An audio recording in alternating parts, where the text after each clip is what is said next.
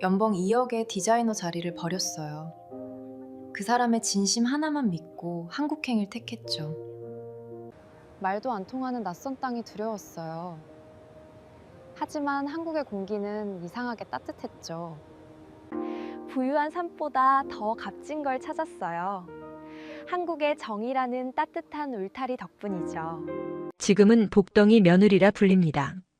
하지만 처음 한국에 왔을 땐 말 한마디 못하고 덜덜 떨던 겁쟁이 아가씨였습니다. 사랑이라는 이름 하나만 믿고 태평양을 건너온 저의 선택이 과연 옳았던 것인지 매일 밤 창밖에 낯선 네온사인 불빛을 보며 남몰래 눈물을 훔치던 기억이 아직도 선명합니다. 여러분이라면 말도 안 통하는 낯선 땅에서 오직 한 사람의 진심만을 믿고 인생을 전부 걸 수 있었을까요? 떨리는 손끝으로 공항 입국장을 나서던 그날의 차가운 공기와 낯선 사람들의 시선이 여전히 제 피부에 닿는 것만 같습니다. 본 영상은 스토리를 재구성한 이야기입니다. 여러분의 따뜻한 구독과 좋아요가 영상 제작에 큰 힘이 됩니다. 시청하고 계신 지역은 어디신지 댓글 남겨주세요. 미국 캘리포니아의 눈부신 햇살 아래에서 자란 저는 부족함 없는 삶을 살았습니다. 아버지는 시청에서 근무하는 공무원이었고 어머니는 고등학교 교사로 재직하며 저희 남매를 아주 귀하게 키우셨죠. 저는 주립대학교에서 디자인을 전공하며 장학금을 놓치지 않았고 졸업 후에는 샌프란시스코의 유명 디자인 에이전시에서 촉망받는 주니어 디자이너로 커리어를 쌓기 시작했습니다. 제가 살던 동네는 평화롭고 아름다웠지만 도시로 나가면 늘 긴장을 늦출 수 없었습니다. 가방은 항상 몸 앞쪽으로 매야 했고 잠시라도 한눈을 팔면 지갑이나 휴대폰이 사라지는 일은 일상이었습니다. 해가 지면 혼자 거리를 걷는 것은 상상도 할 수 없는 일이었기에 제 삶은 늘 조심스러움과 경계심으로 가득 차 있었습니다. 그러던 어느 날 회사 프로젝트를 위해 방문했던 시카고의 한 카페에서 제 운명을 바꾼 남자 대철 씨를 만났습니다. 그는 한국 IT 기업의 엔지니어로 해외 연수를 온 상태였죠. 제가 디자인 시안을 검토하느라 정신이 팔려 옆에 두었던 커피를 쏟을 뻔했을 때 대철 씨가 날렵하게 잔을 잡아주었습니다. 투박하지만 따뜻한 손길과 미안하다며 건네는 어색한 영어 한마디에 저는 이상하게 가슴이 뛰었습니다. 그는 제가 아는 어떤 남자들보다 성실하고 진지했습니다. 화려한 말솜씨는 없었지만 제가 툭 던진 사소한 취향까지 기억해 두었다가 퇴근길에 작은 꽃 한 송이를 건네는 그런 사람이었죠. 우리의 사랑은 샌프란시스코의 안개 낀 바닷가를 따라 깊어갔습니다. 하지만 결혼을 약속하고 한국으로 가겠다는 제 폭탄 선언에 부모님은 뒷목을 잡으셨습니다. 총기 사고나 범죄 걱정 없는 곳이라는 설명에도 부모님은 그 먼 동양의 나라에서 제 딸이 고생할 것을 염려하셨죠. 아버지는 서재로 저를 불러앉히고는 내가 가진 이 모든 풍요로움을 버리고 갈 만큼 가치 있는 일이냐며 진지하게 물으셨습니다. 저는 대철 씨의 눈동자에서 보았던 그 단단한 책임감과 다정함을 믿는다고 대답했습니다. 결국 저는 정든 직장과 가족 그리고 평생을 누려온 캘리포니아의 안락함을 뒤로한 채 대철 씨의 손을 잡고 비행기에 몸을 실었습니다. 인천공항에 첫 발을 내디뎠을 때의 그 기분을 잊을 수 없습니다.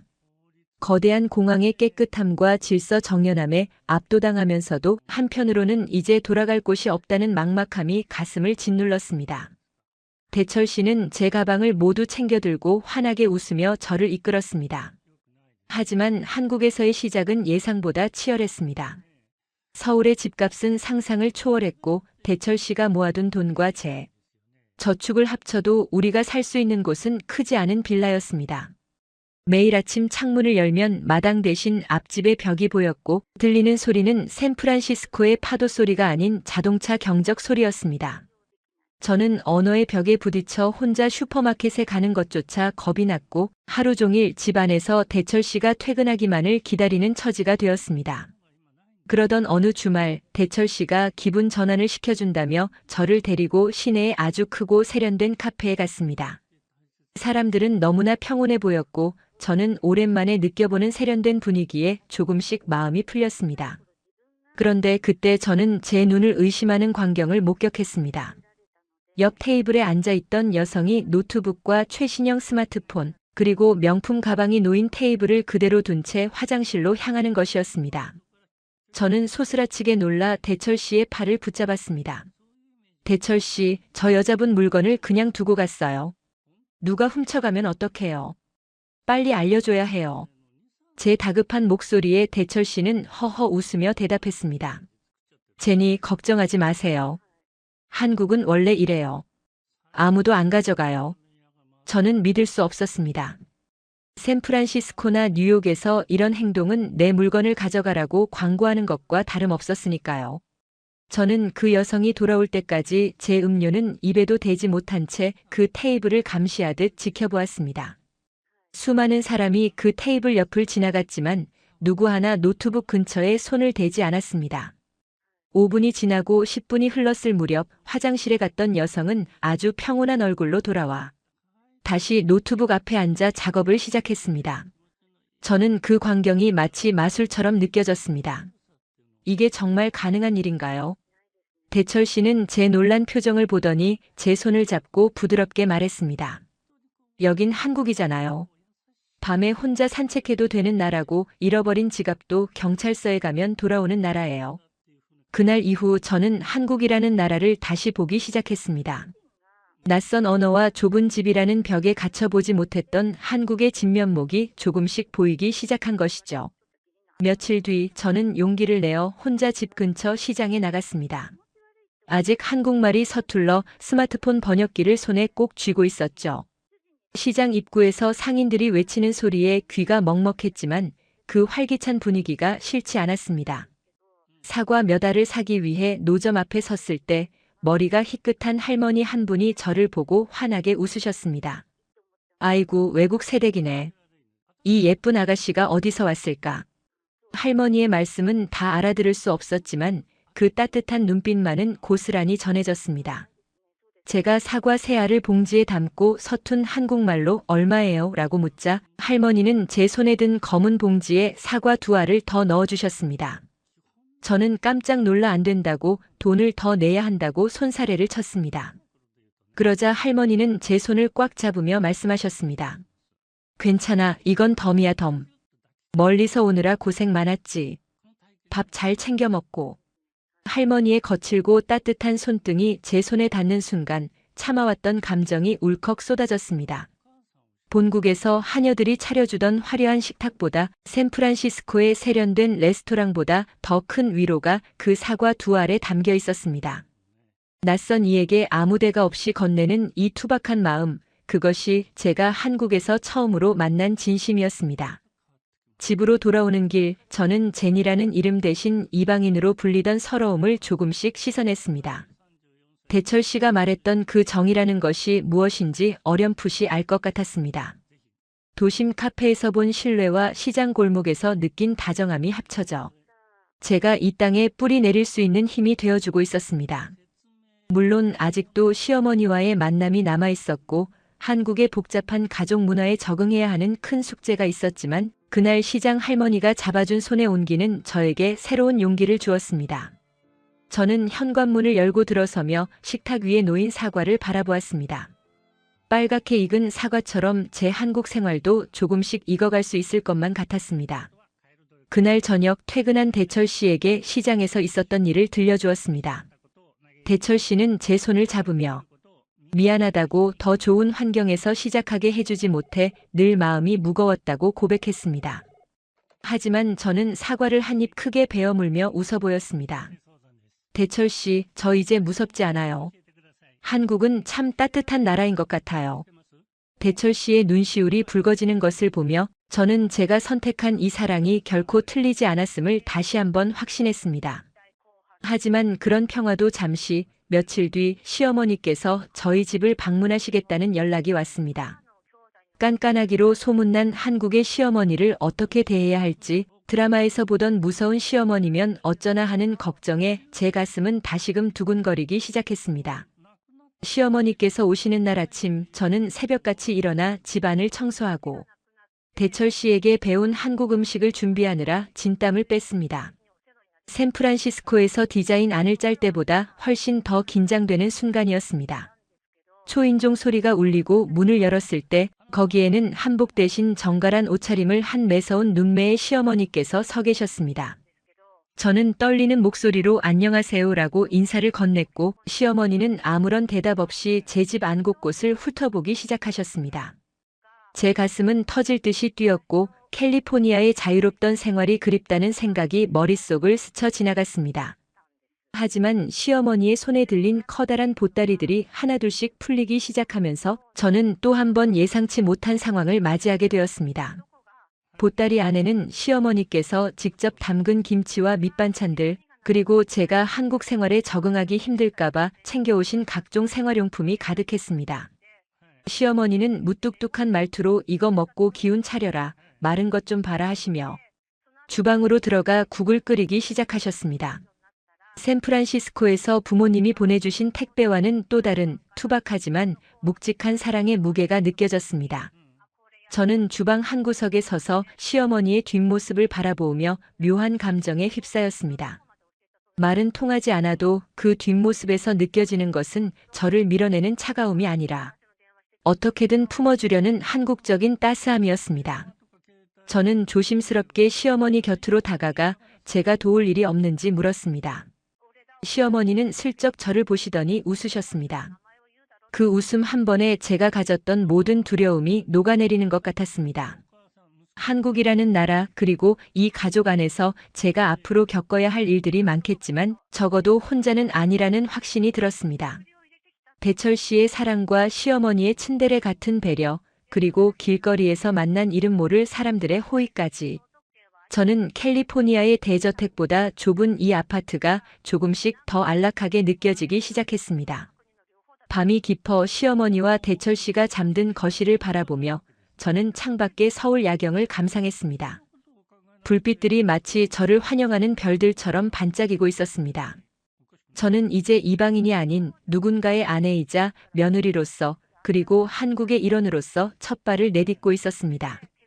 창문에 비친 제 얼굴은 더 이상 두려움에 떨던 미국 아가씨가 아니었습니다. 조금은 지치고 피곤해 보였지만 눈동자 속에는 새로운 삶에 대한 희망이 서려 있었습니다. 저는 속으로 다짐했습니다. 어떤 어려움이 와도 이 따뜻한 사람들을 지키며 여기서 행복해지겠다고 말이죠. 그렇게 저의 한국 적응기는 수많은 눈물과 감동, 그리고 예상치 못한 기적들을 예고하며 조용히 시작되고 있었습니다. 하지만 저는 아직 알지 못했습니다. 곧 저에게 닥칠 더 큰 시련과 그 시련을 뛰어넘는 위대한 사랑의 힘이 저를 기다리고 있다는 사실을 말입니다. 저의 진짜 이야기는 이제 막 시작되려 하고 있었습니다. 달빛이 거실 바닥을 은은하게 비추는 그 고요한 새벽, 저는 한동안 잠을 이루지 못하고 그 온기를 마음속에 새겼습니다. 내일은 또 어떤 놀라운 일이 저를 기다리고 있을지, 그리고 저는 이 낯설고도 아름다운 땅에서 어떤 모습으로 성장해 나갈지 가슴이 벅차올랐습니다. 샌프란시스코의 화려한 배경 대신 선택한 한국의 소박한 일상들이 제 인생에서 가장 소중한 보석이 되어줄 것임을 직감했습니다. 조용히 숨을 내쉬며 눈을 감는 순간 멀리서 들려오는 이름 모를 산새 소리가 마치 제 앞날을 축복해주는 감미로운 노래처럼 들려왔습니다. 저는 그 노래를 자장가 삼아 깊고도 평온한 잠속으로 빠져들었습니다.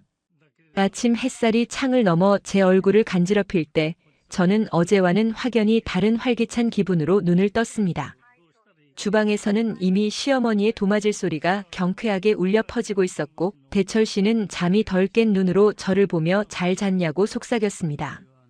그 평범한 일상의 소음들이 저에게는 세상 그 어떤 교향곡보다 아름답게 들렸습니다. 저는 침대에서 일어나 기지개를 켜며 창밖을 보았습니다. 어제의 두려움은 아침 안개처럼 흩어졌고 이제 제 앞에는 찬란한 햇살이 비치는 새로운 길이 열려 있었습니다. 저는 거실로 나가 시어머니께 서툰 한국말로 좋은 아침이에요 라고 인사를 건넸습니다.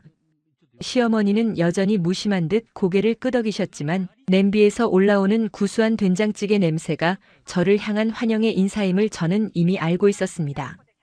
그렇게 저의 한국 생활은 매 순간이 배움이었고 매 순간이 감동이었습니다. 젓가락질 하나부터 어른을 모시는 예절까지 모든 것이 낯설고 어려웠지만 그 과정에서 느끼는 보람은 무엇과도 바꿀 수 없었습니다. 때로는 실수하여 얼굴이 붉어지기도 하고 때로는 그리움에 가슴이 저릿하기도 했지만 제 곁에는 늘 저를 믿어주는 대철 씨와 묵묵히 저를 지켜봐 주시는 시어머니가 계셨습니다. 저는 이 사람들과 함께라면 그 어떤 것엔 바람이 불어와도 흔들리지 않고 굳건히 서 있을 수 있을 것 같았습니다. 저의 한국 사랑은 이제 겨우 시작이었고 그 끝에는 상상도 못할 만큼 커다란 행복의 열매가 맺힐 것을 믿어 의심치 않았습니다. 어느덧 집 안가득 퍼진 된장찌개의 온기가 제 마음 깊숙한 곳까지 스며들었습니다. 시어머니께서 차려주신 아침 밥상 앞에 앉아 저는 정성스럽게 숟가락을 들었습니다. 밥 한 술에 담긴 그 따뜻한 마음을 온몸으로 느끼며 저는 다시 한번 이곳에 오길 잘했다고 생각했습니다. 샌프란시스코의 스테이크보다 화려한 파스타보다 훨씬 더 깊고 진한 맛이 제 혀끝을 타고 가슴으로 내려왔습니다.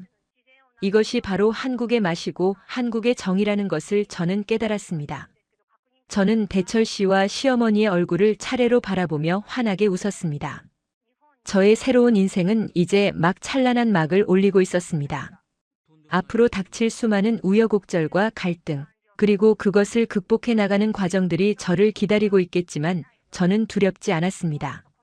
사랑하는 사람이 있고 저를 가족으로 받아들여준 따뜻한 품이 있으니까요.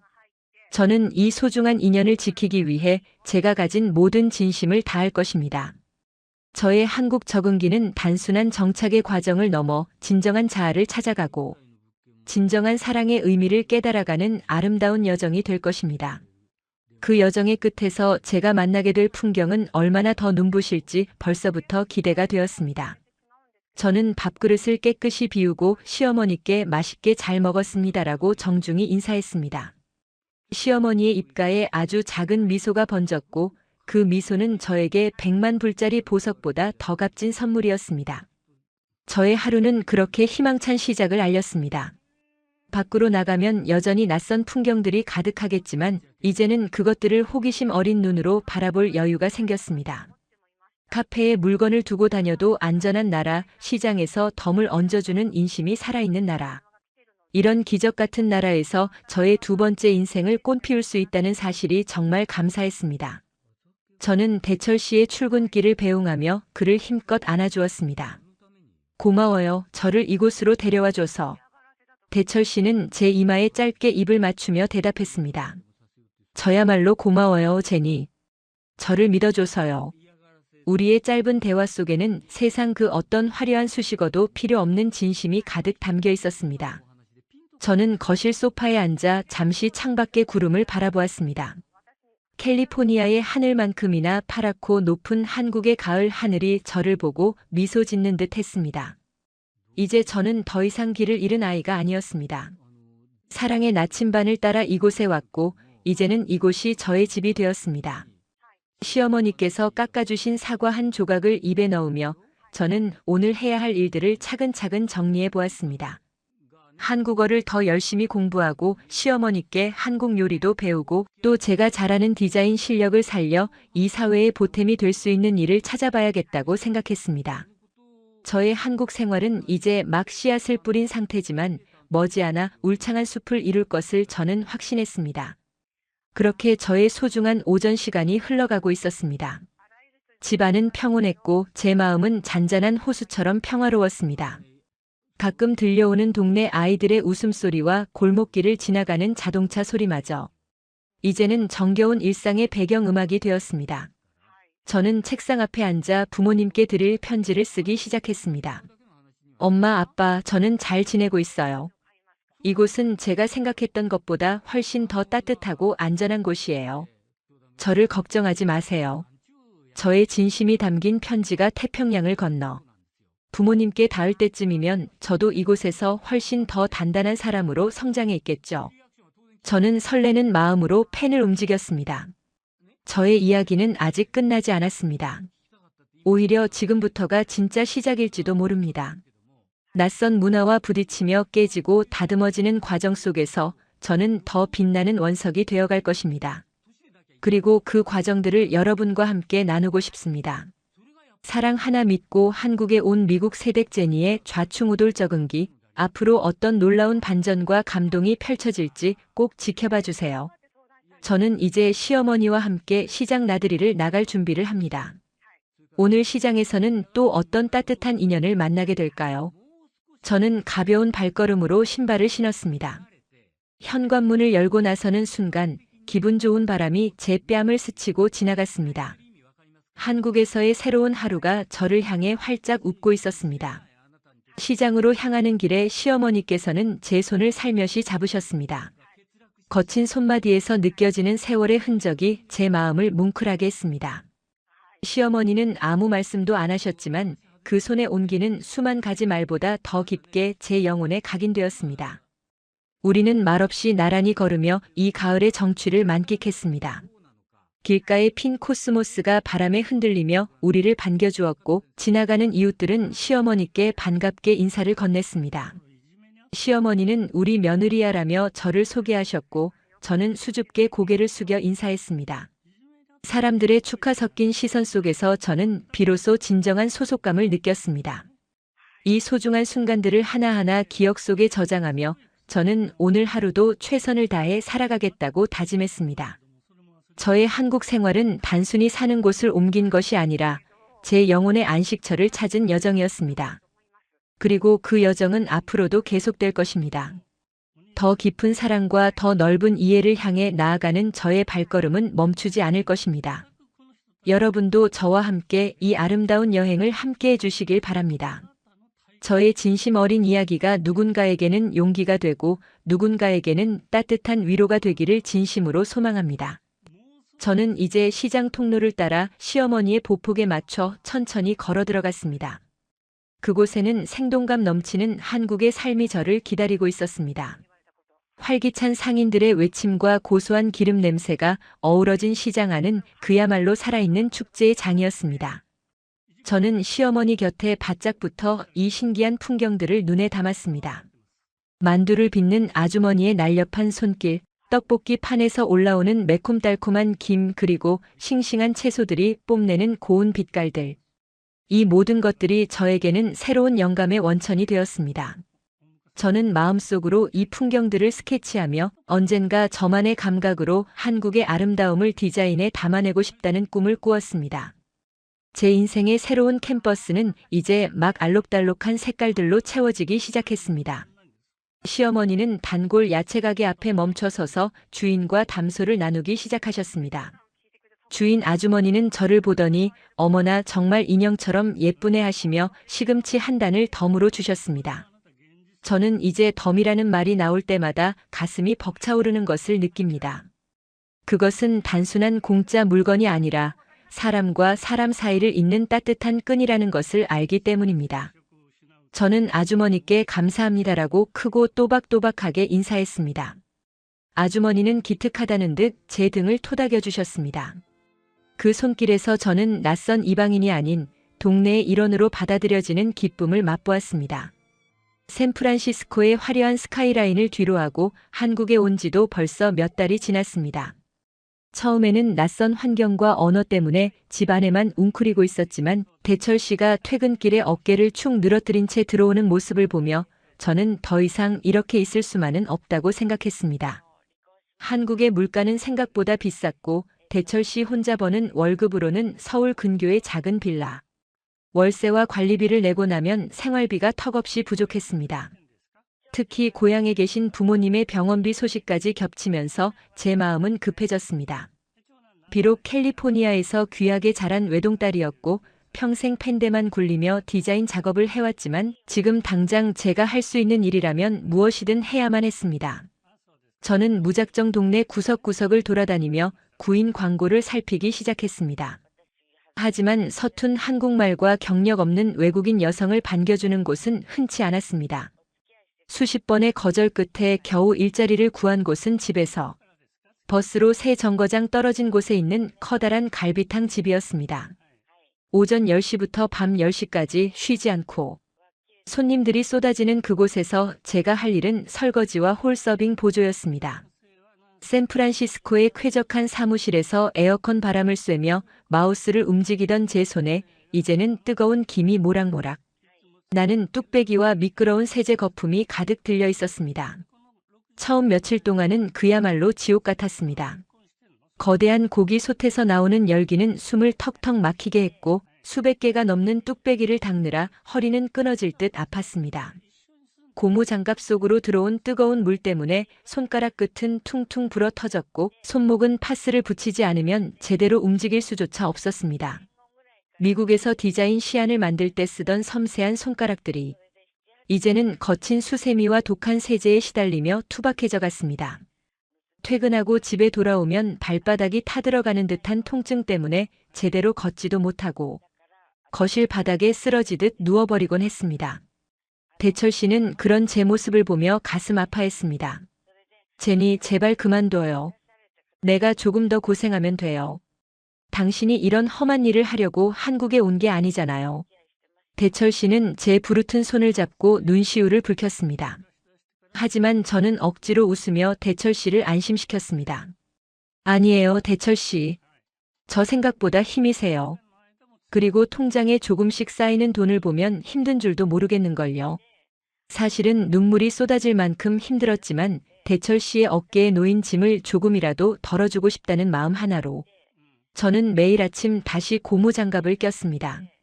시어머니께서도 제 고집을 꺾지 못해 안달이 나셨습니다. 세대가 이 일이 보통 일이 아니다. 내 아들이 못나서 너를 고생시키는구나. 시어머니는 손수 만드신 보양식을 들고 식당까지 찾아오기도 하셨습니다. 식당 뒤편 좁은 창고에서 시어머니가 건네주신 따뜻한 우유 한 잔을 마실 때면 캘리포니아에 계신 엄마 생각에 목구멍이 뜨거워지곤 했습니다. 하지만 저는 그럴 때마다 입술을 깨물었습니다. 저는 도망치듯 온 게 아니라 행복을 찾아온 것이니까요. 이 고생은 행복을 얻기 위한 정당한 대가라고 스스로를 다독였습니다. 식당 일은 시간이 갈수록 더 고되어졌습니다. 점심시간이면 쏟아지는 손님들 때문에 물 한 모금 마실 틈도 없었습니다. 손님들의 왁자지껄한 소리와 주방 이모님들의 날카로운 지시 사항들이 머릿속에서 어지럽게 뒤섞였습니다. 가끔씩 제가 외국인이라는 것을 눈치채고 반말을 하거나 무례하게 구는 손님들도 있었지만 저는 그저 고개를 숙이고 죄송합니다라는 말을 반복하며 뚝배기를 날랐습니다. 제 자존심은 샌프란시스코의 바닷바람에 날려보낸 지 오래였습니다. 오직 제 머릿속에는 이번 달 월급을 받으면 고향 부모님께 얼마를 보내고 대철 씨와 함께 맛있는 저녁을 한 끼 먹어야겠다는 생각뿐이었습니다. 그런데 일주일 전부터 몸 상태가 심상치 않았습니다. 아침에 눈을 뜨면 천장이 빙글빙글 도는 듯한 어지러움이 느껴졌고 평소에는 구수하게만 느껴지던 갈비탕 국물 냄새가 갑자기 역하게 코끝을 찔렀습니다. 주방에서 고기를 삶는 냄새가 나면 나도 모르게 헛구역질이 올라와 화장실로 달려가야 했습니다. 같이 일하는 이모님들은 제니 씨 너무 무리해서 그래. 좀 쉬어가면서 해라고 걱정하셨지만 저는 그저 환절기라 몸이 좀 축난 것이라고 생각했습니다. 아니면 한국 음식이 갑자기 입에 맞지 않아 체한 것이라고 대수롭지 않게 넘겼습니다. 저는 가방 속에 늘 진통제와 소화제를 챙겨 다니며 통증이 올 때마다 입속에 털어넣었습니다. 약 기운으로 버티는 하루하루는 아슬아슬한 줄타기 같았습니다. 오후 3시쯤 손님이 잦아드는 시간이 되면 다리는 천근만근 무거워졌고 시야는 가끔씩 흐릿해졌습니다. 하지만 저는 식당 구석의 낡은 의자에 잠시 앉아 눈을 감고 샌프란시스코의 푸른 바다를 떠올렸습니다. 그곳에서 보았던 자유로운 갈매기들과 평화로운 오후의 기억들이 저를 다시 일으켜 세웠습니다. 제니, 너는 할 수 있어. 사랑하는 가족을 위해서 이 정도는 아무것도 아니야. 저는 스스로에게 주문을 걸며 다시 주방으로 향했습니다. 시어머니께서는 제 안색이 갈수록 창백해지는 것을 보시고는 억지로 저를 끌고 한의원에라도 가보자고 하셨습니다. 하지만 저는 병원비가 아까워 한사코 거절했습니다. 어머니, 저 정말 괜찮아요. 그냥 잠이 좀 부족해서 그래요. 이번 주말에는 정말 푹 쉴게요. 대철 씨에게는 아예 몸이 아프다는 내색조차 하지 않았습니다. 퇴근하고 돌아온 그에게 힘든 기색을 보이면 그가 당장이라도 식당을 그만두게 할 것이 뻔했기 때문입니다. 저는 대철 씨 앞에서는 일부러 더 밝게 웃고 더 많은 이야기를 떠들었습니다. 하지만 제 몸은 이미 비명을 지르고 있었습니다. 사건이 터진 것은 유난히 손님이 많았던 금요일 저녁이었습니다. 주말을 앞두고 회식을 하러 온 손님들로 식당은 발 디딜 틈 없이 붐볐습니다. 저는 무거운 쟁반 위에 뚝배기 4개를 올리고 홀을 가로질러 달리고 있었습니다. 주방의 열기와 손님들의 열기가 뒤섞여 실내 온도는 비정상적으로 높게 느껴졌습니다. 갑자기 등 뒤에서 식은땀이 비오듯 흘러내렸고 심장 소리가 귀가 먹먹할 정도로 크게 들리기 시작했습니다. 쿵쾅거리는 소리가 머릿속을 울릴 때마다 눈앞의 풍경이 마치 물결치듯 일렁였습니다. 저는 잠시 벽을 짚고 섰습니다. 속이 뒤집히는 듯한 메스꺼움이 다시 몰려왔고 다리에 힘이 풀려 주저앉을 것만 같았습니다. 안 돼, 지금 쓰러지면 이 뜨거운 국물이 손님들에게 쏟아질 거야. 저는 이를 악물고 쟁반을 꽉 쥐었습니다. 하지만 제 의지와는 상관없이 눈앞에 하얀 점들이 박히기 시작하더니 이내 시야가 까맣게 변하기 시작했습니다. 주변의 소음이 멀어지며 마치 깊은 수렁 속으로 빠져드는 것 같은 기분이 들었습니다. 발밑의 바닥이 사라지는 듯한 기이한 감각과 함께 제 몸은 서서히 기울어졌습니다. 쟁반 위의 뚝배기들이 달그락거리며 불길한 소리를 냈습니다. 손님들의 비명소리가 아주 멀리서 들려오는 것 같았습니다. 제니 씨, 위험해요. 주방 이모님의 외침이 귓전을 스쳤지만 저는 더 이상 대답할 힘도 버틸 힘도 남아있지 않았습니다. 마지막으로 떠오른 것은 저를 기다리고 있을 대철 씨의 얼굴과 꼭 나아서 한국에 놀러 오겠다던 아빠의 목소리였습니다. 그 따뜻한 기억들을 끝으로 저는 거대한 어둠 속으로 곤두박질치고 말았습니다. 차가운 식당 바닥이 제 뺨에 닿는 느낌조차 희미해질 무렵 제 의식의 끈은 완전히 끊어져 버렸습니다. 주변의 모든 공기가 멈춘 듯한 정적 속에서 저는 그저 무거운 어둠의 파도에 몸을 맡겼습니다. 차가운 바닥의 감촉이 마지막으로 느껴졌던 감각이었습니다. 제 이름이 불리는 소리가 아주 멀리서 파도 소리처럼 일렁이며 다가왔지만 저는 그 소리의 주인공이 누구인지 알 수 없었습니다. 그저 끝을 알 수 없는 깊은 심연으로 가라앉는 기분만이 온몸을 휘감았습니다. 식당의 소란스러웠던 풍경은 연기처럼 사라지고 저는 오직 저 혼자만이 남겨진 고요한 공간 속에 갇혀버린 것만 같았습니다. 손가락 끝 하나 움직일 수 없는 거대한 무력감이 저를 짓눌렀고 저는 그렇게 세상과의 연결을 잠시 멈추었습니다. 어둠은 생각보다 깊고 단단했습니다. 제 몸을 감싸고 있던 고통도 피로도 그리고 가족에 대한 걱정도 그 어둠 속에서는 아무런 힘을 쓰지 못했습니다. 모든 감각이 마비된 듯한 상태에서 저는 그저 텅 빈 공간을 표류하고 있었습니다. 시간의 흐름조차 느껴지지 않는 그곳에서 제가 유일하게 느낄 수 있었던 것은 아주 희미하게 남아있는 생명의 박동뿐이었습니다. 그 박동은 아주 작고 약했지만 어둠을 뚫고 끊임없이 존재를 알리고 있었습니다. 저는 그 박동의 정체가 무엇인지 궁금해하며 더 깊은 무의식의 세계로 빠져들었습니다. 주변을 가득 채웠던 갈비탕의 비릿한 냄새도 뜨거운 증기도 이제는 느껴지지 않았습니다. 샌프란시스코의 그 눈부신 햇살이 다시금 제 눈가를 스치는 것 같은 환상이 보였습니다. 아버지가 제 손을 잡고 걷던 평화로운 공원의 풍경과 대철 씨가 처음 제게 건네주었던 따뜻한 커피의 온기가 교차하며 나타났습니다. 그 기억들은 마치 저를 구원하러 온 조각배처럼 어둠 속에서 반짝였습니다. 하지만 그 조각배를 잡기에는 제 팔이 너무나 무거웠습니다. 저는 그저 그 빛들을 바라보며 제가 아는 세상에서 점점 더 멀어져만 갔습니다. 의식의 끝자락에서 대철 씨의 울먹이는 목소리가 들리는 듯 했습니다. 제니, 눈을 떠봐요. 제발 정신 차려요.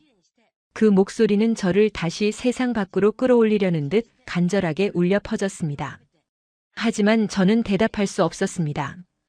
입술은 굳게 닫혀 있었고 숨은 턱 끝까지 차올라 더 이상 내뱉을 공간이 없었습니다. 저는 그저 그 간절한 부름을 가슴에 품은 채 다시 한번 거센 어둠의 물결에 휩쓸려 내려갔습니다. 모든 것이 멈춰버린 그 순간 저는 제가 지탱해온 이 치열한 삶의 무게가 얼마나 무거웠는지를 비로소 깨달았습니다. 식당 바닥에 흩어진 뚝배기 조각들처럼 제 의식도 산산조각이 나버린 것 같았습니다.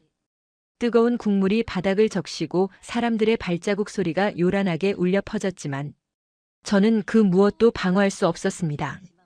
오직 고요만이 제 진정한 친구가 되어 저를 감싸 안았습니다. 그 고요함 속에서 저는 제가 잊고 있었던 가장 소중한 무언가를 찾으려 애썼습니다. 그것은 사랑일 수도 희망일 수도 혹은 제가 미처 알지 못했던 또 다른 생명의 시작일 수도 있었습니다.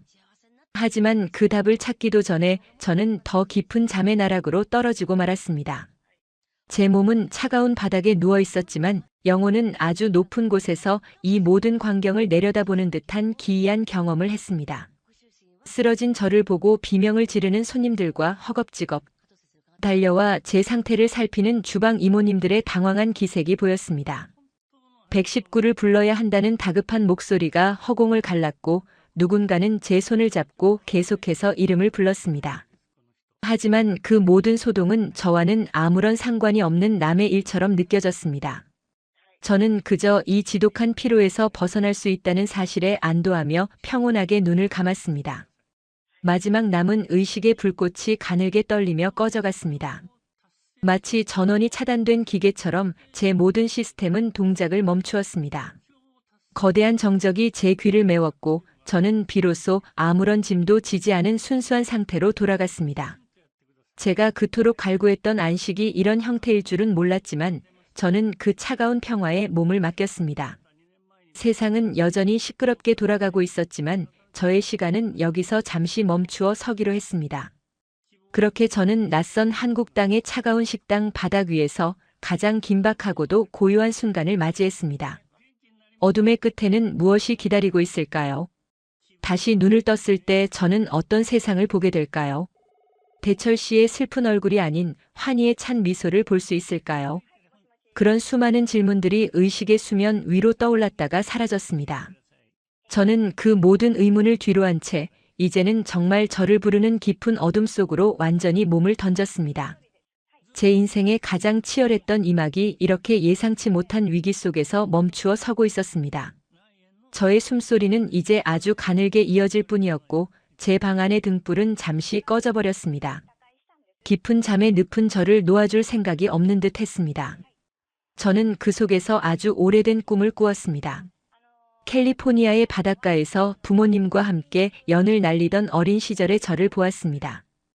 연은 하늘 높이 날아올랐고 저는 그 줄을 놓치지 않으려 안간 힘을 썼습니다. 하지만 갑자기 불어온 거센 바람에 연줄은 끊어졌고 저는 하늘로 날아가는 연을 보며 울음을 터뜨렸습니다. 그때 누군가 제 어깨를 다독이며 말했습니다. 괜찮아, 연은 다시 만들면 된단다. 그 따뜻한 목소리가 제 무의식을 흔들어 깨우려 했습니다. 하지만 여전히 제 눈꺼풀은 천근만근 무거웠습니다. 무거운 바위가 눈을 짓누르는 것 같은 답답함 속에서 저는 필사적으로 빛을 찾으려 했습니다. 하지만 빛은 보이지 않았고 오직 차가운 금속성 소음만이 제 귓가를 맴돌았습니다. 병원의 구급차 소리일까요? 아니면 식당의 식기 부딪히는 소리일까요? 저는 그 정체를 파악하려 애썼지만 이내 다시 깊은 잠에 취해버렸습니다. 의식의 끈이 팽팽하게 당겨졌다가 다시 느슨해지기를 반복하며 저는 생사의 경계에 서 있었습니다. 차가운 물방울이 제 뺨에 떨어지는 느낌이 들었습니다. 그것은 누군가의 눈물이었을까요? 아니면 저를 깨우기 위해 뿌려진 물이었을까요? 그 서늘한 감촉에 아주 잠시 의식이 명료해지는 듯 했습니다. 하지만 그것도 잠시뿐, 저는 다시 거대한 어둠의 소용돌이 속으로 말려 들어갔습니다. 세상의 모든 무게가 제 몸에 실린 듯한 압박감이 느껴졌고 저는 그 압박을 견디지 못하고 다시 한번 의식을 놓아버렸습니다. 저의 시간은 그렇게 멈춘 듯 흐르고 있었습니다. 제 인생의 가장 절박했던 순간이었습니다. 한국이라는 낯선 땅에서 사랑하는 사람들을 위해 모든 것을 내던졌던 저의 노력이 이렇게 끝나는 것은 아닐지 두려움이 엄습했습니다. 하지만 그 두려움조차 느낄 수 없을 만큼 제 몸은 이미 한계를 넘어서 있었습니다. 저는 그저 고요한 어둠 속에서 저의 운명이 결정되기를 기다릴 뿐이었습니다. 저의 숨결은 이제 아주 희미한 실처럼 가늘어졌고 저는 그렇게 세상의 모든 소음으로부터 멀어지고 있었습니다. 마치 전원이 뚝 끊긴 것처럼 제 모든 감각은 이제 완전히 소멸되었습니다. 마지막으로 느껴진 것은 아주 미세한 진동뿐이었습니다. 그것이 제 심장의 마지막 박동인지 아니면 저를 싣고 달리는 구급차의 진동인지는 알 수 없었습니다. 오직 고요와 어둠만이 제 세상을 지배했습니다. 저는 그렇게 낯선 타국의 바닥에서 저의 가장 소중한 것을 지키기 위해 싸웠던 치열한 하루를 마감하고 있었습니다. 의식의 마지막 조각이 희미한 빛을 내며 소멸해 갔습니다. 이제는 정말 아무것도 보이지 않고 아무것도 들리지 않았습니다. 저는 완벽한 무의 상태로 돌아갔습니다. 저를 지탱해주던 모든 기억과 희망들이 안개처럼 흩어졌고 저는 그저 우주의 먼지처럼 작아진 채로 표류했습니다. 이 깊은 정적이 언제까지 계속될지, 그리고 이 정적이 깨진 후에 제가 마주할 운명이 무엇일지 저는 알 수 없었습니다. 그저 고요한 어둠만이 저를 깊게 끌어안았습니다. 모든 것이 멈춘 듯한 그 찰나의 순간, 저는 비로소 제가 짊어졌던 모든 무거운 짐들을 내려놓았습니다. 샌프란시스코의 디자이너 제니도 한국의 며느리 제니도 아닌 오직 순수한 존재로서의 저만이 그곳에 있었습니다. 그곳은 춥지도 덥지도 않았고 고통도 슬픔도 없었습니다. 오직 정적만이 존재하는 그곳에서 저는 아주 긴 휴식을 취하기로 했습니다. 그렇게 저의 두 번째 이야기는 가장 긴박한 침묵 속에서 잠시 멈추어 섰습니다. 마지막 한 방울의 의식마저 증발해버린 그 순간, 저는 정말로 세상에서 사라진 것만 같았습니다. 저의 모든 서사와 열정, 그리고 눈물겨운 적응기가 이 한마디의 침묵으로 수렴되는 듯 했습니다. 어둠은 이제 제 몸과 마음을 완전히 장악했고, 저는 더 이상 저를 지키기 위해 싸울 수 없었습니다. 오직 신의 자비와 운명의 장난만이 저를 기다리고 있을 뿐이었습니다. 저는 그 깊은 나락 속에서 아무런 예고 없이 찾아온 안식을 받아들였습니다. 정말 아무것도 느껴지지 않았습니다. 빛도 소리도 감촉도 없는 완벽한 공허가 저를 감쌌습니다. 저는 그 공허함 속에서 제 생애 가장 치열했던 순간들을 되새겨보려 했지만 이내 그 생각조차 희미해졌습니다. 오직 차가운 어둠만이 제 영혼을 조용히 흔들어 깨울 뿐이었습니다. 하지만 저는 그 부름에도 응답하지 못하고 더 깊은 수렁으로 가라앉았습니다. 그렇게 저의 시간은 멈추어 버렸습니다. 마치 필름이 뚝 끊긴 것처럼 제 눈앞의 모든 영상은 사라졌습니다. 마지막으로 보았던 것은 식당의 노란 조명 불빛이 일렁이던 잔상뿐이었습니다. 그 불빛이 점으로 작아져 사라지는 순간 제 세상도 완전히 문을 닫았습니다. 저는 그렇게 정적의 한복판에서 홀로 남겨진 채 긴 잠의 여정을 시작했습니다. 어떤 예고도 없이 찾아온 어둠은 저를 집어삼키고 놓아주지 않았습니다. 저의 뜨거웠던 심장은 이제 차갑게 식어가는 듯했고 제 치열했던 삶의 흔적들은 어둠 속으로 흩어졌습니다. 저는 더 이상 제가 누구인지 어디에 있는지조차 알 수 없는 상태가 되었습니다. 오직 고요한 어둠만이 제 진실한 마지막 목격자가 되어 저를 지켜보고 있었습니다. 제 인생의 이막이 이렇게 위태롭게 흔들리고 있었습니다. 낯선 땅에서의 꿈과 희망, 그리고 가족을 향한 헌신이 이 어둠 속에 묻히지 않기를 간절히 바랐지만 제 몸은 더 이상 그 희망을 지탱할 힘이 없었습니다. 저는 그렇게 침묵의 심연 속으로 영원히 가라앉는 듯한 기분을 느끼며 모든 것을 놓아버렸습니다.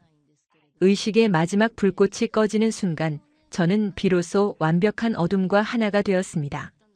제 주변을 감싸던 모든 소음과 고통이 사라진 그곳에서 저는 긴 여행을 마친 나그네처럼 깊고도 고요한 안식을 맞이했습니다. 저의 숨소리는 이제 들리지 않았고 제 세상은 그렇게 침묵 속에 잠겼습니다. 코끝을 찌르는 알싸한 소독약 냄새가 차가운 공기를 타고 폐부 깊숙이 박혀왔습니다. 눈을 뜨기도 전에 느껴지는 것은 손등을 파고든 차가운 바늘의 감촉과 머리 위에서 규칙적으로 울리는 전자기기의 기계음이었습니다. 시야는 마치 샌프란시스코의 짙은 안개 속에 갇힌 것처럼 뿌옇게 흐려져 있었고 천장에 달린 형광등의 하얀 빛이 망막을 날카롭게 찔러 눈물이 핑 돌았습니다. 주변의 소음들은 수면 위로 떠오르는 물방울처럼 웅성거리며 다가왔습니다. 다급한 발소리, 휠체어 바퀴가 바닥을 긁는 날카로운 마찰음, 그리고 누군가의 억눌린 흐느낌이 뒤섞여 귓가를 맴돌았습니다. 저는 무거운 눈꺼풀을 간신히 들어올리며 제가 누워있는 이곳이 어디인지 가늠하려 애썼습니다. 하얀 커튼이 바람에 힘없이 흔들리고 있었고 제 곁에는 대철 씨가 넋이 나간 표정으로 제 손을 꼭 쥐고 있었습니다. 대철 씨의 손은 땀으로 축축하게 젖어 있었고 저를 바라보는 그의 눈동자는 핏발이 서서 잔뜩 충혈되어 있었습니다. 제가 눈을 뜨자 대철 씨는 입술을 파르르 떨며 제 이름을 불렀습니다. 제니, 정신이 들어요. 나 보여요. 그의 목소리는 물속에서 들려오는 것처럼 먹먹했지만 그 안에 담긴 절박 한마는 제 가슴을 저릿하게 파고들었습니다. 저는 대답을 하려 했지만 목구멍이 바짝 말라붙어 쇳소리만 새어나왔습니다. 그때 하얀 가운을 입은 의사 선생님이 차트를 넘기며 다가왔습니다. 의사 선생님의 안경 너머로 비치는 눈빛은 엄격하면서도 부드러운 빛을 띠고 있었습니다. 의사 선생님은 제 맥박을 확인하고 동공을 살피더니 곁에 서 있던 대철 씨와 저를 번갈아 보며 입을 열었습니다. 환자분, 정말 큰일 날 뻔했습니다. 조금만 늦었거나 쓰러질 때 머리라도 부딪혔으면 정말 위험했을 겁니다. 의사 선생님의 목소리는 차분했지만 그 안에 담긴 경고는 묵직했습니다. 저는 그저 식당에서의 그 뜨거운 열기와 뚝배기의 무게만을 떠올리며 몸을 떨었습니다. 그런데 의사 선생님은 잠시 말을 멈추더니 입가에 아주 옅은 미소를 띄우며 충격적인 소식을 전했습니다. 그런데 환자분, 쓰러진 원인이 단순한 과로 때문만은 아닙니다. 축하드립니다. 임신 8주 차입니다. 그것도 아주 건강한 쌍둥이가 자리 잡고 있네요. 의사 선생님의 그 한마디가 공기 중으로 흩어지는 순간 병실 안의 모든 시간이 멈춰버린 것만 같았습니다. 제 귓가에는 방금 들은 임신이라는 단어가 마치 환청처럼 맴돌았습니다. 쌍둥이라니, 제 뱃속에 2개의 작은 생명이 숨쉬고 있다니 믿기지 않았습니다. 캘리포니아에서 가져온 그 수많은 영양제와 진통제를 먹으며 버텼던 날들이 주마등처럼 스쳐 지나갔습니다. 저는 나쁜 엄마가 될 뻔했다는 죄책감에 심장이 덜컥 내려앉았습니다. 대철 씨는 의사 선생님의 말을 듣자마자 바닥에 주저앉아 얼굴을 감싸 쥐었습니다. 어깨를 들먹이며 터져나오는 그의 울음소리는 병실 안의 정적을 깼습니다. 아니, 이 미련한 곰 같은 놈아. 각 씨가 애를 가졌는데 그것도 모르고 일을 시켰어. 어느새 병실로 뛰어들어오신 시어머니께서 대철 씨의 등짝을 사정없이 내리치며 대성통곡을 시작하셨습니다. 시어머니의 거친 손마디가 대철 씨의 옷자락을 붙들고 떨리고 있었습니다. 아이고, 내 새끼. 이 먼 타국 땅에 와서 밥도 제대로 못 얻어먹고 남의 집 설거지를 하더니. 시어머니는 제 발치를 붙잡고 통곡하시며 미안하다는 말을 반복하셨습니다. 제가 쌍둥이를 가졌다는 기쁨보다 저를 고생시켰다는 죄책감이 그분들을 더 아프게 짓누르고 있었습니다. 병실 안은 시어머니의 울음소리와 대철 씨의 흐느낌, 그리고 제가 흘리는 뜨거운 눈물로 가득 찼습니다. 저는 제 배 위에 조심스럽게 손을 올렸습니다. 아직 아무런 느낌도 없었지만 그곳에서 느껴지는 미세한 온기가 제 온몸으로 퍼져나가는 기분이 들었습니다. 의사 선생님은 당황한 가족들을 진정시키며 한국의 의료 체계에 대해 설명해 주셨습니다. 환자분은 외국인이지만 건강보험 혜택을 받을 수 있고 국가에서 임신과 출산을 지원하는 바우처도 나옵니다. 산부인과 시설도 세계 최고 수준이니 너무 걱정하지 마세요. 다만 지금은 영양실조와 탈수 증세가 심하니 당분간 절대 안정을 취해야 합니다. 의사 선생님의 친절한 설명은 제 불안한 마음을 다독여 주었습니다. 미국이었다면 엄청난 병원비 걱정에 제대로 쉬지도 못했겠지만 한국의 체계적인 지원 시스템 이야기를 들으니 마음 한구석이 든든해졌습니다. 시어머니는 의사 선생님의 손을 잡고 연신 머리를 조아리며 감사를 표하셨습니다. 그날 이후 제 삶은 180도 달라졌습니다. 대철 씨와 시어머니는 저를 침대 밖으로 한 걸음도 나오지 못하게 하셨습니다. 세대가, 너는 이제 손가락 하나 까딱하지 마라.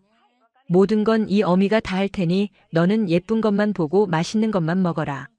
시어머니는 매일 아침 신선한 과일을 갈아오시고 태아에 좋다는 나물 반찬과 보양식을 평상 가득 차려내셨습니다.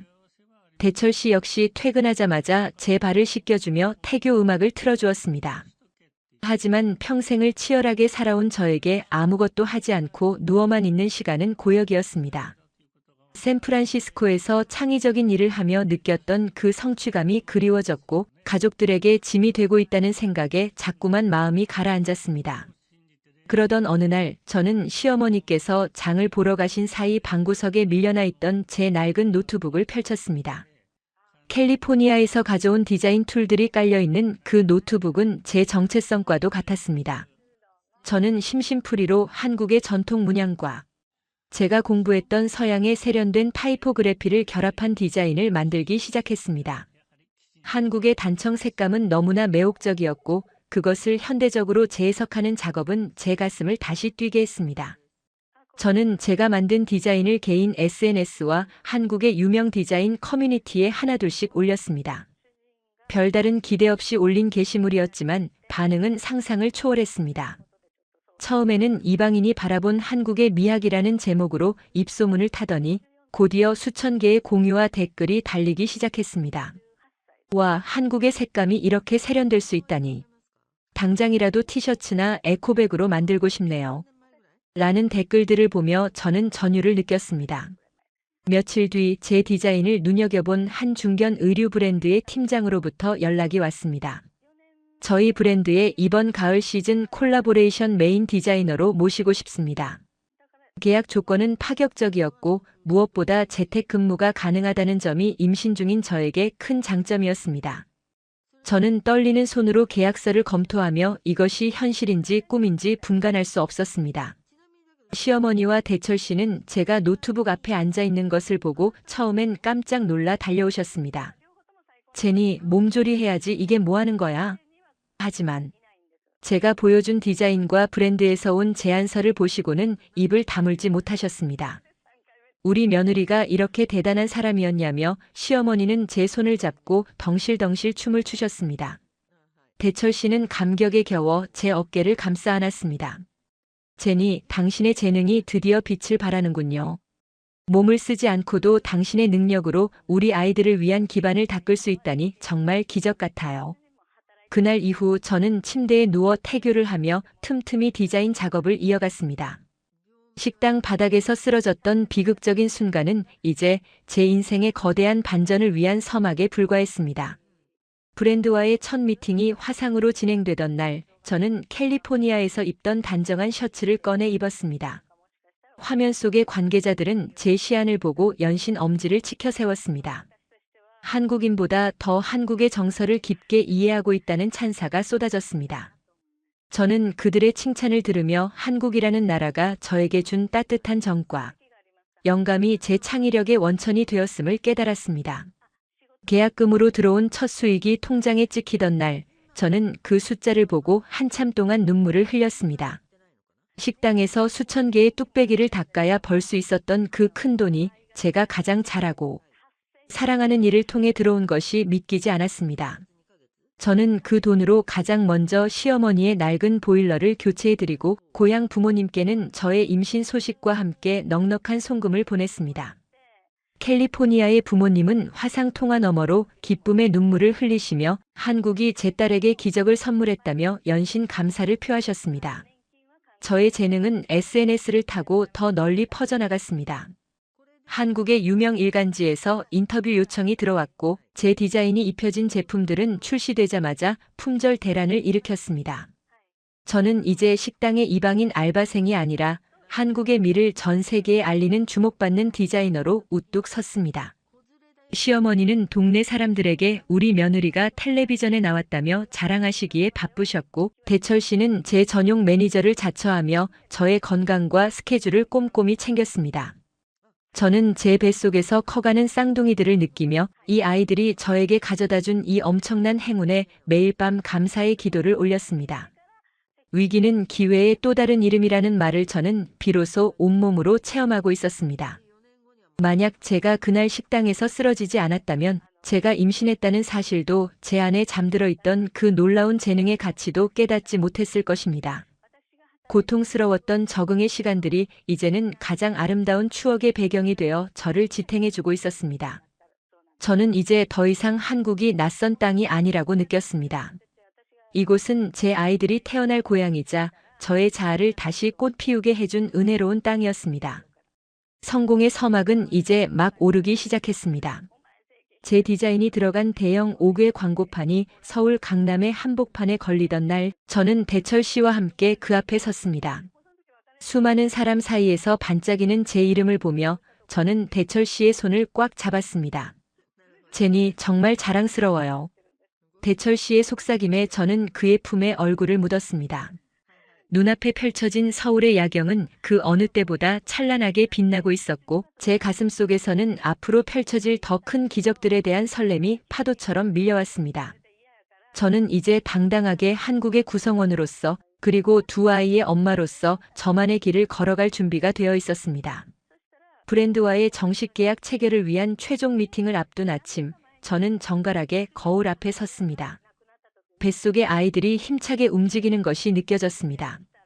마치 엄마 힘내세요 라고 응원하는 것만 같았습니다.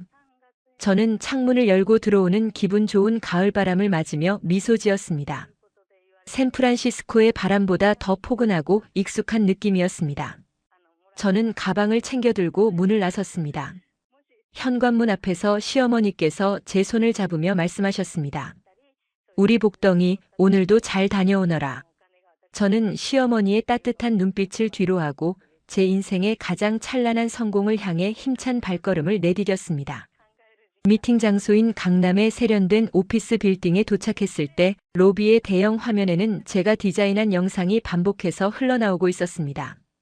지나가는 사람들이 멈춰서서 그 영상을 감상하는 모습을 보며 저는 가슴이 벅차올랐습니다. 회의실에 들어서자 대표이사를 포함한 임원진들이 모두 일어나 저를 반겨주었습니다. 제니 작가님의 디자인 덕분에 브랜드 이미지가 완전히 새로워졌습니다. 이번 정식 계약을 통해 저희 브랜드의 크리에이티브 디렉터로 활동해 주시길 바랍니다. 대표이사의 파격적인 제안에 회의실 안에는 정적이 감돌았고 저는 제 귀를 의심하며 그를 바라보았습니다. 그것은 단순한 프리랜서 계약을 넘어선 명실상부한 성공의 최정점에 서는 제안이었습니다. 저는 떨리는 심장을 진정시키며 계약서 위에 천천히 제 이름을 적어 내려갔습니다. 한자 한자 눌러 쓰는 그 이름 위로 제가 흘렸던 눈물과 땀방울이 겹쳐 보였습니다. 계약을 마친 후 창밖을 내다보니 서울의 전경이 한눈에 들어왔습니다. 빽빽한 빌딩 숲 사이로 흐르는 한강의 물줄기가 마치 제 인생의 굴곡진 여정처럼 보였습니다. 하지만 이제 그 물줄기는 거대한 바다를 향해 당당하게 흘러가고 있었습니다. 저는 제 배를 어루만지며 속으로 말했습니다. 얘들아, 엄마가 해냈어. 너희들에게 정말 멋진 세상을 보여줄게. 성공의 뜨거운 열기가 제 온몸을 감싸 안았고 저는 비로소 제가 꿈꾸던 그 자리에 도착했음을 확신했습니다. 성공의 소식은 캘리포니아의 부모님께 가장 먼저 전해졌습니다. 화상 통화 너머로 보이는 아버지의 야윈 얼굴에는 제가 한국으로 떠나던 날 보았던 걱정 대신 말할 수 없는 자부심과 기쁨이 가득했습니다. 제니, 내가 결국 해낼 줄 알았다. 내 재능이 그 먼 땅에서도 빛을 발하다니 정말 꿈만 같구나. 어머니는 옆에서 손수건으로 눈물을 닦으며 한국의 시댁 식구들에게 고맙다는 말을 전해달라고 몇 번이나 당부하셨습니다. 저는 이제 부모님께 송금을 보낼 때 더 이상 제 통장 잔고를 확인하며 한숨을 쉬지 않아도 되었습니다. 오히려 부모님께서 샌프란시스코의 집을 수리하시거나 좋은 음식을 드실 수 있도록 넉넉한 돈을 보내드릴 수 있게 되었죠. 돈이 전부는 아니지만 사랑하는 사람들을 지킬 수 있는 수단이 된다는 사실이 저에게는 큰 위안이 되었습니다. 저의 일은 날이 갈수록 번창했습니다. 브랜드의 크리에이티브 디렉터로서 제가 기획한 라인은 한국을 넘어 아시아 전역에서 큰 인기를 끌었습니다. 한국의 오방색을 현대적으로 재해석한 저의 디자인은 세련되면서도 따뜻한 한국의 정서를 담고 있다는 평가를 받으며 연일 품절 행진을 이어갔습니다. 저는 이제 더 이상 식당 주방의 증기 속에 갇혀 있지 않았습니다. 강남의 높은 빌딩, 햇살이 잘 드는 저만의 집무실에서 창밖에 탁 트인 풍경을 바라보며 다음 프로젝트를 구상했습니다. 제 책상 위에는 이제 낡은 뚝배기 대신 세련된 디자인 서적들과 뱃속의 아이들을 위한 초음파 사진이 놓여 있었습니다. 가끔 업무차 시내를 나갈 때면 대형 전광판에 걸린 제 이름과 디자인을 보며 지난날의 고단함을 씻어내곤 했습니다. 경제적인 안정이 찾아오자 저는 가장 먼저 시어머니를 위한 선물을 준비했습니다. 그동안 좁고 낡은 빌라에서 고생하신 시어머니를 위해 햇살이 잘 들고 정원이 딸린 아담한 단독주택을 마련해 드렸습니다. 처음 집을 보여드렸을 때 시어머니는 화를 내시다시피 하시며 손사래를 치셨습니다. 세대가 내가 어떻게 번 돈인데 이런 큰 집을 사느냐. 나는 그냥 살던 곳이 편하다. 하지만 집 안으로 들어서서 당신을 위해 마련된 넓은 주방과 텃밭을 보시더니 시어머니는 이내 제 손을 잡고 엉엉 우셨습니다. 내 아들이 못해준 걸 외국에서 온 우리 며느리가 다 해주는구나. 시어머니의 거친 손을 잡고 저도 한참을 울었습니다. 그것은 슬픔의 눈물이 아니라 서로의 고생을 알아주는 위로와 감사의 눈물이었습니다. 출산 예정일이 다가올수록 시어머니의 지극한 간병은 더해졌습니다. 매일 새벽 수산시장에 가셔서 가장 싱싱한 미역과 해산물을 사오시고 제가 좋아하는 미국식 식단과 한국의 보양식을 적절히 섞어 하루 3끼를 정성껏 차려주셨습니다. 시어머니는 제 부어오른 발을 매일 밤 따뜻한 물로 씻겨주시며 태어날 쌍둥이들을 위한 베네쩌고리를 직접 손바느질로 만드셨습니다. 세대가 우리 손주들이 태어나면 이 할미가 세상에서 제일 귀하게 키워줄게. 걱정 말고 몸조리 잘해라. 시어머니의 그 투박한 말씀 한마디 한마디가 제 불안한 마음을 다독이는 가장 강력한 처방전이었습니다. 샌프란시스코의 화려한 베이비 샤워 파티보다 시어머니가 끓여주신 뜨끈한 곰탕 한 그릇이 저에게는 더 큰 축복이었습니다. 드디어 산통이 시작되던 날 온 가족이 비상사태에 돌입했습니다. 대철 씨는 회사에 휴가를 내고 병원 복도를 수백 번이나 왔다 갔다 하며 제 이름을 불렀습니다. 시어머니는 병원 대기실 의자에 앉아 밤새도록 기도를 올리셨습니다. 진통은 생각보다 길고 고통스러웠지만 저는 그 고통을 견뎌낼 수 있었습니다. 제 곁에서 제 손을 꽉 잡고 미안해, 사랑해라고 속삭이는 대철 씨가 있었고 밖에서 저를 위해 마음을 졸이는 시어머니가 계셨기 때문입니다. 그리고 무엇보다 제가 지켜내야 할 2개의 작은 생명이 제 안에 있다는 사실이 저를 강하게 만들었습니다. 기나긴 산골 끝에 우렁찬 아기 울음소리가 분만실에 울려 퍼졌을 때 저는 비로소 진정한 안도와 환희의 눈물을 흘렸습니다. 건강하게 태어난 2 아들은 저와 대철 씨를 쏙 빼닮아 있었습니다. 한 아이는 저를 닮아 푸른빛이 도는 갈색 눈동자를 가졌고 또 한 아이는 대철 씨를 닮아 짙은 눈썹과 굳게 담은 입술을 가졌습니다. 시어머니는 아기들을 품에 안으시고는 세상을 다 얻은 것처럼 환하게 웃으셨습니다. 아이고, 내 강아지들. 정말 장하다, 우리 새댁. 대철 씨는 땀에 젖은 제 이마에 입을 맞추며 고맙다는 말을 반복했습니다. 그 순간 병실 창밖으로는 눈부신 아침 햇살이 쏟아져 들어왔습니다. 낯선 땅에서의 외로움, 가난의 서름, 그리고 쓰러질 듯 힘들었던 그 모든 시간들이 이 2 생명의 탄생과 함께 축복으로 변하는 기적의 순간이었습니다. 아이들이 어느 정도 자라고 난 뒤 어느 평온한 일요일 오후였습니다. 저는 대철 씨와 함께 유모차를 끌고 저희가 처음 한국 생활을 시작했던 그 낡은 빌라 근처 공원을 찾았습니다. 이제는 번듯한 새 집에 살고 있고 좋은 차를 타고 다니지만 가끔씩 그 시절의 공기를 맡고 싶을 때가 있었습니다. 우리는 벤치에 앉아 아이들이 잔디밭에서 아장아장 걷는 모습을 바라보았습니다. 대철 씨 기억나요? 우리 처음 여기 왔을 때 100원이라도 아끼려고 버스 안 타고 걸어 다녔잖아요. 제 말에 대철 씨가 제 어깨를 감싸 안으며 씁쓸하게 웃었습니다. 그럼요. 그때 제니 씨 발이 퉁퉁 부어서 밤마다 울던 거 생각하면 지금도 가슴이 아파요. 우리는 그 시절을 회상하며 한참 동안 이야기를 나누었습니다. 갈비탕 집에서 뚝배기를 닦던 이야기, 냄새만 맡아도 헛구역질이 나던 임신 초기 이야기, 그리고 돈이 없어서 마트 할인 시간만 기다리던 이야기까지. 이제는 웃으며 할 수 있는 추억이 되었지만 그 당시에는 매일이 소리 없는 전쟁터 같았습니다. 하지만 대철 씨는 단호하게 말했습니다. 제니 씨, 만약 그 시절이 없었다면 지금의 우리가 이 행복을 이렇게 소중하게 느낄 수 있었을까요? 당신의 희생과 노력 덕분에 우리 가족이 여기까지 올 수 있었어요. 저는 대철 씨의 손을 꼭 잡았습니다. 아니에요. 저를 믿어준 대철 씨와 우리 시어머니가 계셨기에 제가 버틸 수 있었던 거예요. 이제 저의 집 거실 한복판에는 제가 한국에서 처음으로 디자인했던 그 전통 문양의 액자가 걸려 있습니다. 그것은 단순한 작품이 아니라 제가 한국이라는 나라와 사랑에 빠진 증거이자 제 인생의 전환점이 된 소중한 징표입니다. 저는 이제 지역 사회의 다문화 가정을 돕는 봉사활동에도 적극적으로 참여하고 있습니다. 제가 처음 겪었던 그 막막함과 외로움을 잘 알기에 낯선 땅에 뿌리 내리려 애쓰는 다른 친구들에게 작은 등불이 되어주고 싶었습니다. 제가 디자인한 로고가 들어간 에코백을 동네 이웃들에게 나누어주고 시어머니와 함께 김장 김치를 담가 어려운 이웃들에게 배달하는 일은 저에게 또 다른 기쁨이 되었습니다. 저는 이제 미국인 제니가 아니라 한국인 대철 씨의 아내이자 두 아이의 엄마 그리고 한국의 미를 사랑하는 디자이너로서 완벽하게 정착했습니다. 가끔 캘리포니아의 바다가 그리울 때도 있지만 이제는 집 앞에 피어난 무궁화와 이웃집에서 건네주는 떡 한 접시가 제 마음을 더 풍요롭게 채워줍니다.